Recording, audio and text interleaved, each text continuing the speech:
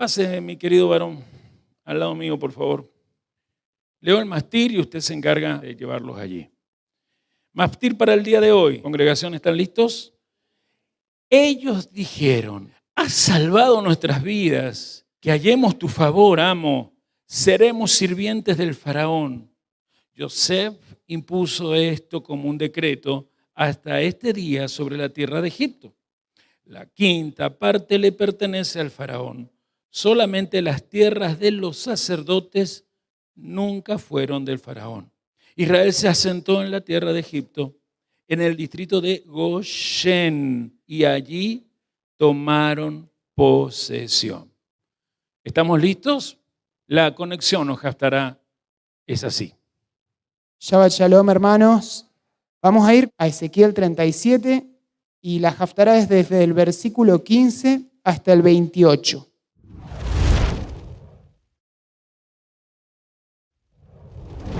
Vino a mí palabra de Yahvé diciendo: Hijo de hombre, toma ahora un palo y escribe en él, para Judá y para los hijos de Israel sus compañeros.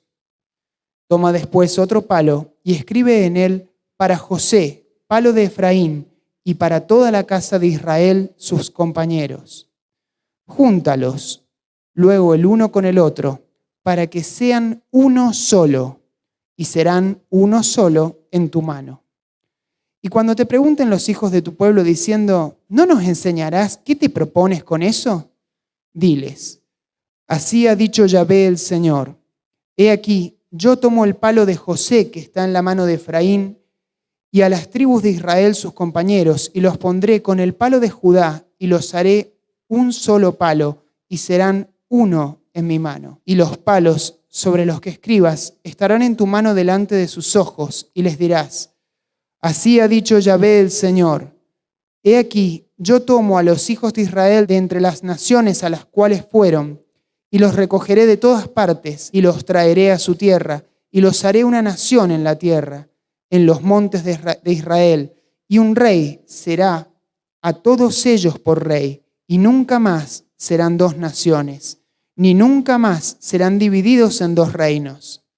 Ni se contaminarán ya más con sus ídolos, con sus abominaciones y con todas sus rebeliones, y los salvaré de todas sus rebeliones con las cuales pecaron, y los limpiaré, y me serán por pueblo, y yo a ellos por Dios.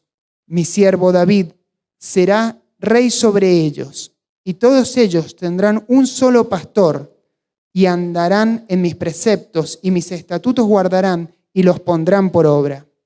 Habitarán en la tierra que di a mi siervo Jacob, en la cual habitaron vuestros padres. En ella habitarán ellos, sus hijos y los hijos de sus hijos para siempre. Y mi siervo David será príncipe de ellos para siempre. Y haré con ellos pacto de paz, pacto perpetuo será con ellos. Y los estableceré y los multiplicaré, y pondré mi santuario entre ellos para siempre. Estará en medio de ellos mi tabernáculo, y seré a ellos por Dios, y ellos me serán por pueblo. Y sabrán las naciones que yo, Yahvé, santifico a Israel, estando mi santuario en medio de ellos para siempre. Amén. Qué fuerte que es esta palabra, como decía el apóstol en el aula, qué profética que es, y me atrevo a decir que de alguna manera es la mayor prueba desde la Tanaj o desde la Torá de que nuestra fe es válida y de que no estamos esperando algo ilusorio, sino que realmente hay una promesa divina aquí. Ahora, para compartir la conexión de hoy, quisiera leerles algo, si me lo permiten. Xiong Dig Men, Da Hiahao, Yuan Min Ne Ping Yang, Wu Huang Yang Qing, Hiang Li, Seng Chong Liang Chi. ¿Me entendieron? ¿Qué hago? ¿Sigo o hablo en castellano? Bien, es verdad, era chino. Qué cosa rara esta que dije. Y bueno, les aclaro qué dije. Dije: hola hermanos, la paz sea con ustedes. Un gusto para mí hacer esta conexión. Amén. O sea que alguien dijo amén por ahí. Yo digo, hermano, cuánta fe, hermano, que hasta en chino confía. Bueno, está bien. Antes de continuar, quisiera un poco hacer un brevísimo repaso del contexto de esta palabra. El profeta Ezequiel tiene un ministerio de aproximadamente unos 50 años, entre el 593 a.C. o antes de la era común, al 538. Es decir, que si nos suenan estas fechas más o menos, él vivió ¿qué? Él pudo ver con sus ojos ¿qué? Bien, la destrucción del primer templo, ¿sí? Del templo de Salomón. Y por ende también vivió el exilio babilónico. De hecho, él nunca vuelve a Israel, él todo su ministerio profético lo desarrolla desde Babilonia. Obviamente no por voluntad propia, sino por las condiciones en las que le tocó vivir. Y claramente, haciendo un repaso histórico, para ese tiempo ya el reino de Israel se había dividido en dos. Esto ocurre con el descendiente directo del rey Salomón en el año 930 aproximadamente, antes de Cristo obviamente, en el reino del sur, ¿sí? Conocido como el reino de Judá, que comprendía ¿qué tribus? Judá y Benjamín, muy bien. Y el reino del norte, que sería conocido como el reino de Israel, y son las 10 tribus restantes. Muy bien. Entonces, teniendo este contexto en mente, vamos a un poco volver a la porción de esta semana de Bereshit, que vemos, básicamente, no lo voy a retomar por una cuestión de tiempo, pero básicamente vemos al patriarca Judá que se acerca a su hermano José, sin saber que era José claramente, y este le revela su identidad, o sea, José se le revela a él y a partir de ahí se da una reconciliación y una reunificación de toda la familia de Jacob. Ahora, Ezequiel, el paralelo más directo que vemos, es que habla de una reunificación ya no de patriarcas como individuos, sino de los dos reinos, el reino del sur, Judá, y el reino del norte, Israel, que también es conocido como Efraín. Entonces se da esta profecía de la reunificación. Ahora, quisiera que me acompañen al versículo, o sea, al capítulo 37, obviamente, versículo 19, que dice, diles, así ha dicho Yahvé el Señor, he aquí yo tomo el palo de José que está en la mano de Efraín y las tribus de Israel, sus compañeros, y los pondré con el palo de Judá. Los haré un solo palo y serán uno en mi mano.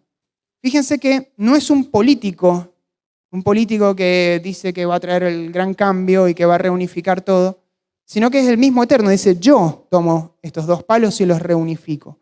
Y les pido que guardemos esto en nuestros corazones porque es el aspecto clave de esta Haftará, o al menos lo que el Eterno me permitía ver. Ahora, volviendo a Bereshit, en todo momento, Yosef les habla en lengua egipcia a sus hermanos antes de rebelarse, obviamente, ¿no? Lo hace a través de un intérprete. Y es por eso que ellos no lo pueden reconocer. Pero cuando llega el momento de hacer esa gran revelación, él manda que dejen la habitación todos los egipcios que estaban ahí, sus súbditos que estaban rodeándolo. Y se queda solo con ellos. Y cuando él dice, soy José, ¿vive mi padre aún?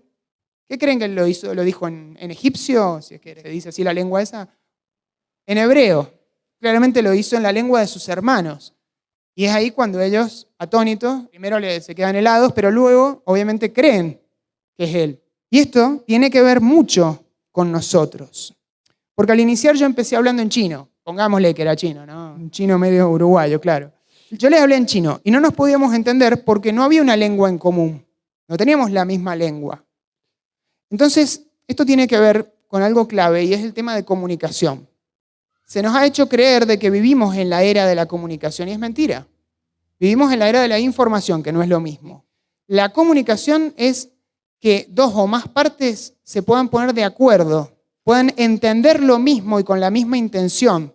Es decir, que ustedes puedan entender lo que yo estoy diciendo con la intención con la cual lo estoy diciendo. Eso es comunicación. De hecho, comunicación tiene la misma etimología en el latín que comunión, que tiene que ver con común unión.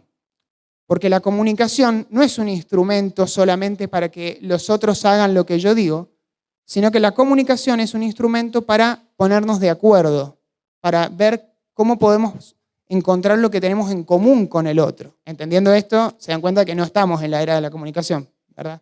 Ahora, casa de Judá y casa de Efraín, reino del sur y reino del norte. ¿Qué elemento común será, según el mismo profeta Ezequiel, lo que unirá, lo que los hará poner en común a estos dos grandes reinos, por así decirlo? ¿qué será lo que los hará poner en común?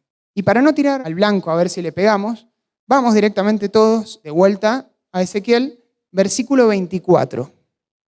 Dice, mi siervo David será rey sobre ellos, y todos ellos tendrán un solo pastor, y andarán en mis preceptos, y mis estatutos guardarán y los pondrán por obra. Si acá se fijan, o nos fijamos, son dos elementos, pero que en realidad son uno. Un rey y un pastor, por un lado, que es un descendiente de David, es un capacitado, un ungido, descendiente de David, que va a oficiar como rey y pastor. Es decir, que va a ser rey y a su vez maestro, por un lado. Y por otro lado, la Torá, para decirlo de una manera sintética, pues son los estatutos, los decretos. Pero a la larga son uno, ¿o no? ¿Quién es ese rey ungido que ha de volver? Mashiach. Y nosotros se nos ha revelado quién es ese Mashiach. Yeshua. Amén. Y bendito sea Él. Ahora, si entendemos esto, hermanos, entonces tenemos que pensar que esta reunificación no es algo condicional, no es algo que va a pasar si nosotros queremos, si nos portamos bien. Es algo que está determinado por el Eterno. Se va a dar la reunificación, se va a hacer de vuelta un único reino bajo el mando de un único rey y pastor. Ahora, pero para que esto ocurra, así como Judá tuvo que acercarse a José, pero José a su vez tuvo que dejar atrás la lengua egipcia y hablarles en hebreo, de la misma manera nosotros tenemos que entender que el lenguaje común que nos va a permitir ponernos de acuerdo no es en sí la Torá, porque si no ya hubiera ocurrido, sino la Torá vivida con poder desde el yugo de Yeshua.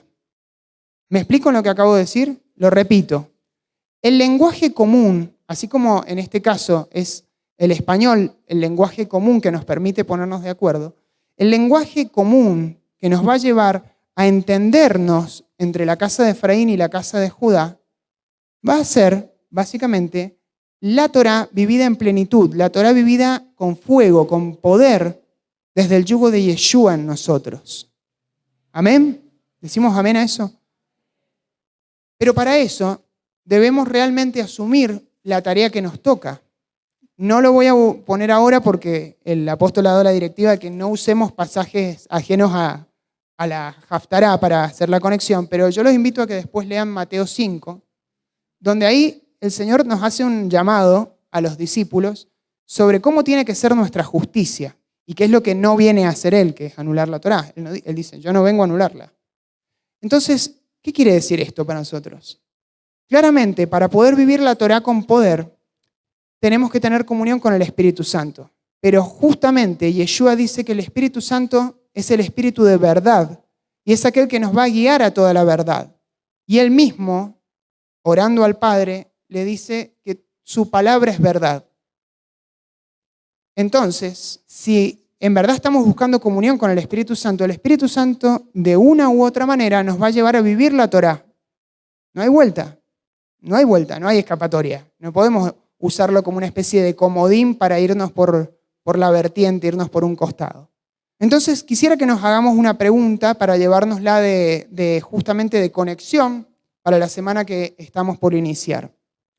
¿Hay mandamientos que no estoy cumpliendo plenamente porque me parecen engorrosos, me parece algo como medio incómodo, o porque me da miedo parecerme a los judíos? Y estoy hablando de mandamientos, no de costumbres humanas, sino de mandamientos escritos. Dejo ahí esa pregunta picando, para todos, obviamente para mí también. Pero, por último, hermanos, quisiera pedirnos, justamente como si el Espíritu Santo lo dijera a través de mí, de que tal como lo dijo el apóstol esta mañana, seamos como niños, no caprichosos, sino que seamos como niños en el sentido de ser gente que todo lo cree. Que si el Eterno nos dice es así, listo, no lo cuestionemos. Y que realmente nos sabramos escuchar la voz del Espíritu Santo. Nos sabramos escucharlo a Él, a buscar comunión con Él, a fin de que la Torá no sea algo externo a nosotros, sino que sea una vivencia plena, una vivencia poderosa como lo fue en el ministerio terrenal de Yeshua.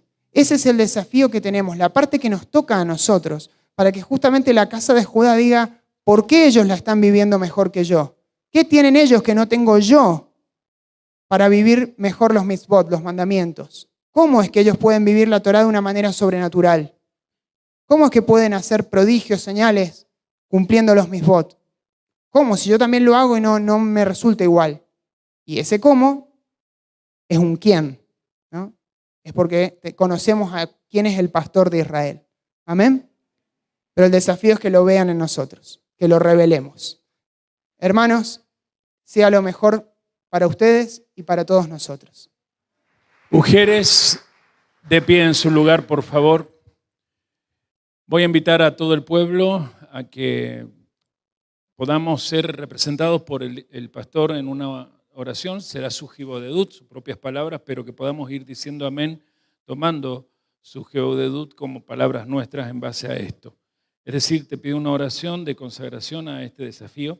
Amado Abba, queremos en esta hora darte las gracias primeramente por Yeshua, porque si no fuera por Él, no tendríamos derecho a acceder a todos estos códigos, a todas estas promesas, a toda esta maravilla que es tu instrucción, que es tu palabra.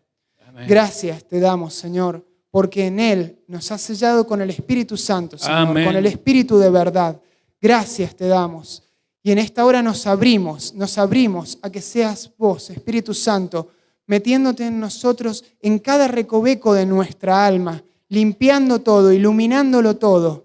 Nos abrimos, amado nuestro, a que soples en nuestra vida y quites toda venda que aún no nos dejaba vernos, Sí, toda Señor. venda que nos ocultaba detrás de lo grecorromano, Amén. toda venda que aún nos hacía disfrazarnos de pagano, aunque en el fondo conocíamos la verdad, Señor. Te pedimos perdón como pueblo por todas las veces que a los mitzvot los hemos querido obviar, los hemos querido torcer, los hemos querido adaptar a lo que nos parece a nosotros, en vez de nosotros dejarnos moldear por tú que eres el alfarero, Señor. Amén, Señor. Amado nuestro, en esta hora nos abrimos a que sea tu espíritu, nos hacemos sensibles a tu voz, al soplo de tu espíritu, Señor. Te pedimos que al abrir la Torá cada mañana sea tu espíritu interpelándonos y llevándonos a cuestionarnos, Amén. llevándonos al cambio mental que tenemos que hacer para no Amén. adaptarnos a la corriente de este mundo, Señor. Sí, Señor. Te pedimos eso, que nos purifiques, que en un mundo que está convulsionado y en un cambio cada vez más perverso, que nos purifiques, que nos renueves, Señor, para que verdaderamente podamos dejar el recipiente completamente nuevo y limpio para que puedas verter el vino nuevo, Señor. Amén. Gracias te damos y en Gracias, esta hora nos abrimos a eso, a que puedas fluir y que la sobrenaturalidad de tu Fluye, espíritu, Espíritu, el fluye, poder Espíritu. que obró en Yeshua, obre también en nosotros hoy, Amén. para poder dar testimonio de que la Torá no la tenemos como algo externo, sino que la encarnamos como tú, Yeshua, la encarnaste en tu ministerio terrenal. En el nombre Gracias de te Jesús. damos, Gracias te Señor, damos. y nos abrimos a esto, pidiéndote que nos perdones, que nos renueves, que nos llenes y sobre todo que hables a través de nosotros y de nuestras acciones de obediencia. Amén, Señor. Gracias te damos en Yeshua HaMashiach. Amén En y él, amén. Señor. Amén.